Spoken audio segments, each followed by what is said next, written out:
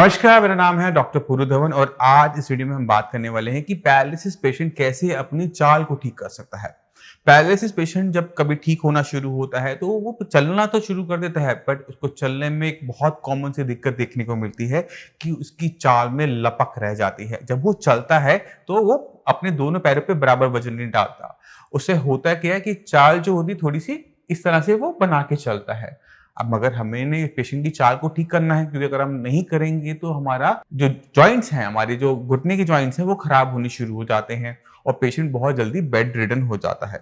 तो हमें अपनी चाल को ठीक करना होता है कि हम अपने दोनों पैरों पे बराबर वजन डालें। तो पहली एक्सरसाइज है यही कि आप खड़े होकर बिना किसी चीज का सहारा लिए अपने लेफ्ट और राइट पर वेट को शिफ्ट करते रहें। तो इसके लिए आपको पैर थोड़ा सा खोलना होता है और इस तरह से आप शिफ्टिंग को शुरू कीजिए कि आपको कॉन्फिडेंस है कि आपके दोनों पैर आपकी पूरी बॉडी के वजन को संभाल लेते हैं। तो जब भी आप दिन में खड़े होते हैं, थोड़ा सा लेग्स को ओपन करके इस तरह की एक्सरसाइज बिना गिने कर सकते हैं। अब चलते हैं सबसे इंपॉर्टेंट एक्सरसाइज के ऊपर, जो कि पैरालिसिस पेशेंट को करनी चाहिए अपनी लेग में इंप्रूवमेंट लाने के लिए। वो है बैलेंसिंग एक्सरसाइज। तो जब हम बैलेंस की बात करते हैं तो आपके माइंड में क्या इमेज आती है? हमारे माइंड में इमेज आती है एक रस्सी है, रस्सी के ऊपर एक कलाकार है, उसका बहुत बड़ा डंडा है और उस पर वो चल रहे हैं। उनसे अच्छा बैलेंस कोई कर पाता है? कोई नहीं कर सकता ना। अब हमने यही एक्सरसाइज करनी होती है, बट रस्सी के ऊपर नहीं, बट ऑन द फ्लोर। तो आपके फ्लोर पे आपने देखा होगा कि टाइल्स जहां लगी होती है, पत्थर जहां जुड़ता है, वहां पे एक लाइन लग जाती है, एक लाइन बनी हुई होती है। तो हमने उसको रेफरेंस पॉइंट की तरह यूज करना है और टिप टू टो वॉक करनी है। तो जितना ये आसान मेरे लिए होगा उतना ही मुश्किल ये पैरालिसिस पेशेंट के लिए होता है। तो आपने इसे करना कैसे होता है? आप पहले इस चीज को ध्यान दीजिएगा कि जब हम चलते हैं तो हमेशा अपनी एड़ी को पहले नीचे जमीन पे लगाते हैं, फिर हम अपने पंजे को जमीन पे लगाते हैं। तो इसी तरह से चलते हैं ना, ठीक है। मगर पैरालिसिस पेशेंट कैसे चलते हैं? पैरालिसिस पेशेंट कैसे चलता है कि वो अपने पंजे को पहले लगाता है, फिर एड़ी को रखता है। पहले पंजा फिर एड़ी, ठीक है। तो हमने पहले इस चीज को ठीक करना होता है। तो हमने लाइन बना दी। लाइन के बाद पहले कोशिश करें कि पहले आपका एंकल टच करे ग्राउंड को, फिर आपके फीट। इसी तरह से हम इस पैर को चलेंगे। अब आपने दूसरा ध्यान क्या रखना है कि ये हमने एक लाइन में करना है। तो आपका पैर हमेशा लाइन के सेंटर में आना चाहिए। आपने रखा और छोटे छोटे कदम ज्यादा अच्छे रहते हैं, ना कि बड़े। तो आपने दूसरा पैर टच करते हुए, बिल्कुल तो टच कर रहे हैं ना, आपस में जुड़े हुए हैं, लगे हुए टच कर रहे हैं, तो हम इस तरह से इसको चलेंगे। अब पेशेंट जितना धीरे चलता है ना, उतना हमें बैलेंस बनाने में दिक्कत होती है। अब जैसे मुझे भी दिक्कत हो रही है, आप भी खुद देख पा रहे हैं। तो ये जो एक्सरसाइज है ये आपको करनी है। तो आप स्टिक का हेल्प ले सकते हैं। आपके घर में कोई भी दीवार हो, उस पर अपना हाथ रखकर इस तरह से वॉक करने से क्या होगा कि आपकी जो मसल्स हैं, जो बैलेंस बनाने में आपको हेल्प करती हैं, वो हेल्पफुल होंगी। दूसरा, आप अपने लेफ्ट और राइट दोनों लेग पे बराबर वेट को डिस्ट्रीब्यूट कर पाओगे। अगर आप दोनों पैरों पे बराबर डिस्ट्रीब्यूट नहीं करोगे तो आपको हल्की सी लपक देखने को मिलेगी। पेशेंट इस तरह से चलेगा, है ना, क्योंकि इस पे तो हमने वजन डाला ही नहीं। इसको और अच्छी तरीके से समझने की कोशिश करते हैं। आपके पैर पे कभी ना कभी कोई चोट लगी होगी, कोई जख्म बना होगा। तो जब हम पैर पे किसी की भी जख्म बनता है, किसी हेल्दी इंसान की भी जख्म बनता है, तो वो अपने दूसरे पैर पे जिस पे जख्म बना हुआ, उस पर वेट नहीं डाल पाता, क्योंकि वेट डालते ही उसे दर्द होता है। तो ये वाली चाल जो होती है, ये कुछ वैसी सिमिलर होती है कि हमने पैर पे वजन डाला नहीं और दूसरे पैर को फटाफट खींच लिया। तो ये चाल को खत्म करने के लिए, ये जो हमारा गेट है, इसे खत्म करने के लिए tip to toe walk in a line, ठीक है। तो इसी तरह से हम दिन में कितनी देर चलेंगे, अब ये भी इंपॉर्टेंट हो जाता है। अगर आपने 5 मिनट किया, 10 मिनट किया, काम नहीं बनेगा। आपको ये एक्सरसाइज दिन में कम से कम 1 घंटा करनी पड़ेगी, क्योंकि इसमें बहुत ज्यादा मसल्स का यूज नहीं होता। तो हमने इसको 1 घंटा सुबह, 1 घंटा शाम, स्टिक लेके नॉर्मल आप पार्क में चलिए, घर में चलिए, बट आपको चलना है। क्योंकि जितना आप इस एक्सरसाइज को करेंगे उतनी अच्छी इंप्रूवमेंट आपको अपने बैलेंसिंग के अंदर, अपने लेग में आप देखने को मिलेगी। अब मैं चाहता हूं कि आप कुछ पैरालिसिस पेशेंट से मिले और देखिए कि किस तरह से जब हम ब्रेन पे काम करना शुरू करते हैं, जहां पे क्लॉट आया था, जहां पे नस फटी थी, जहां पे डैमेज हुआ था, जब हम पैरालिसिस की रूट कॉज पे काम करना शुरू करते हैं, सही ट्रीटमेंट लेते हैं, सही एक्सरसाइज करते हैं, सही से डाइट फॉलो करते हैं, तो किस तरह के चेंजेस हमें पैरालिसिस पेशेंट में देखने को मिलते हैं। नमस्कार, मेरा नाम है डॉक्टर पूरू धवन और आज मैं आपको मिलवाना चाहता हूँ एक पैरालिसिस पेशेंट जिनकी एज है 63 की एज के अंदर पैरालिसिस को हराना आसान काम नहीं होता। तो चलते हैं पेशेंट के पास और उनसे जानते हैं कि उन्होंने इसको कैसे सहा और कैसे इसको देखा। तो शर्मा जी, ये आपको हुआ कब था? मेरा नाम GR शर्मा है और मेरे को ये ब्रेन स्ट्रोक का दूसरा अटैक है। पहला कब हुआ था? पहला 2014 में हुआ था। 2014 में। तब उससे रिकवर पूरे हो गए थे? उसके बाद पूरा रिकवर नहीं हो पाया, लेकिन ये 2019 आते आते मुझे दोबारा फिर अटैक हो गया ब्रेन स्ट्रोक का। और ये राइट साइड का हुआ, पहले भी राइट को हुआ था, अब दोबारा भी राइट का हुआ। ठीक है। तो मेरे को चलने फिरने में दिक्कत थी और डॉक्टर साहब की मैंने दवाई खाई। अभी तो 1 ही महीना हुआ है, 1 महीने में मेरे को बहुत इम्प्रूवमेंट है।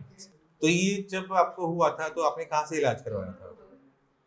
जब मुझे ये सेकेंड टाइम जब हुआ है? हाँ, पहले टाइम भी मैंने एस्कोट फोर्टिस में करवाया, इलाज कराया। डॉक्टर ने मुझे कहा भाई मेरे को एलोपैथी का जो इलाज करना था कर दिया, अब आप इसके बाद देसी ट्रीटमेंट कराओ। डॉक्टर ने बोला? आयुर्वेदिक। हाँ, डॉक्टर ने बोला? हाँ, डॉक्टर ने कहा अच्छा कि आयुर्वेदिक का ट्रीटमेंट कराओ, उससे शायद आपको बहुत आराम मिलेगा। तो मैंने आयुर्वेद में भी इलाज कराया। अब सेकंड बार टाइम हुआ मुझे, तो मुझे डॉक्टर साहब जो संजीवनी, इनसे मुलाकात हुई। तो इन्होंने 1 महीना हो गया मुझे दवाई खाते खाते, जिससे मुझे बहुत आराम है। और मैं आज दोबारा से 1 महीने की दवाई फिर दोबारा लेने आया हूँ। तो इससे मेरे को लग रहा है कि मैं कंप्लीट ठीक हो जाऊंगा। शर्मा जी को जो पहली बार हुआ राइट साइड में हुआ, उसके बाद जब 2019 में हुआ तो एक ही जगह पे दोबारा स्ट्रोक पड़ने की वजह से, दोबारा से नुकसान होने की वजह से शर्मा जी को जो चलने में दिक्कत आने लगी थी कि चल नहीं पाते थे, पैर नहीं उठा पाते थे। तो जब हमने इनको मेडिसिन दी थी तो किसी वो हाथ पैर की रोक की नहीं थी, चल तो पैर नहीं रहा था। बट जब भी पैरालिसिस होता है तो उसका जो ट्रीटमेंट होता है वो ब्रेन से स्टार्ट होता है। अगर आपके ब्रेन का एक हिस्सा डैमेज हो गया है तो हमें वहीं पर ही रिपेयर अप करना पड़ता है। तो जो हमने आपके ब्रेन के साथ किया, हमने किया था न्यूरोप्लास्टिसिटी। न्यूरोप्लास्टिसिटी के अंदर हम क्या करते हैं कि हम ब्रेन को दोबारा से अपने अंदर विकास करने की क्षमता देते हैं। वो दिन याद करो जिस दिन आपको हुआ था, उस दिन आपका हाथ नहीं चल रहा था, पैर नहीं चल रहा था, मगर अगले 6 महीने के अंदर हाथ भी चलने लगा और पैर भी चलने लगा। ऐसा सारे पैरालिसिस पेशेंट के साथ होता है। दिक्कत पहले 6 महीने में नहीं आती, पहले 6 महीने में मैक्सिमम लोग अपने आप ठीक हो जाते हैं। दिक्कत आती है उसके बाद 6 महीने के बाद, कि जब ये न्यूरोप्लास्टिसिटी, जब दिमाग की विकास करने की क्षमता बंद हो जाती है।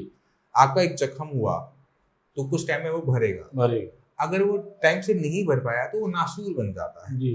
ऐसे ही कुछ आपके ब्रेन के साथ होता है। जब दिमाग में चोट लगी, पहले 6 महीने में भर गया, अब चलने लग गए, हाथ चलने लग गया, ठीक है, नहीं चलता ना, तो वहां पर दिक्कत हो जाती है। तो वहां पर हमें दोबारा से दिमाग के अंदर विकास करवाना पड़ता है। जब वो डेवलपमेंट स्टार्ट होती है तो आपके अंदर चेंजेस आने शुरू हो जाते हैं। वही आपने देखा, अब आपने इनकी पहले वाली वीडियो देखोगे और बाद वाली वीडियो देखोगे तो उसमें आपको खुद ब खुद जमीन आसमान का फर्क नजर आना शुरू होता है। ये इसलिए होता है कि जो हम सही तरीके से सही जगह पे काम करते हैं। तो जो बाकी जो पैरालिसिस पेशेंट है उन्हें कुछ कहना चाहोगे? बहुत जल्दी है, मैं मानता हूँ बहुत जल्दी, कभी 1 महीना हुआ है, बट 1 महीने की इम्प्रूवमेंट देखिए, कुछ कहना चाहोगे उनको? नहीं, ऐसा है डॉक्टर साहब का इलाज 1 महीना होगा, मुझे इंजेक्शन भी दिए हैं कुछ और दवाइयाँ भी दी हैं। मुझे फीलिंग ये हो रही है कि मैं जल्दी रिकवरी आपकी और कर लूँगा और जल्दी से मैं ठीक भी हो जाऊँगा एकदम से। ठीक तो आप हो गए हो? हुए, एक बार चल के दिखाना इनको भी सबको।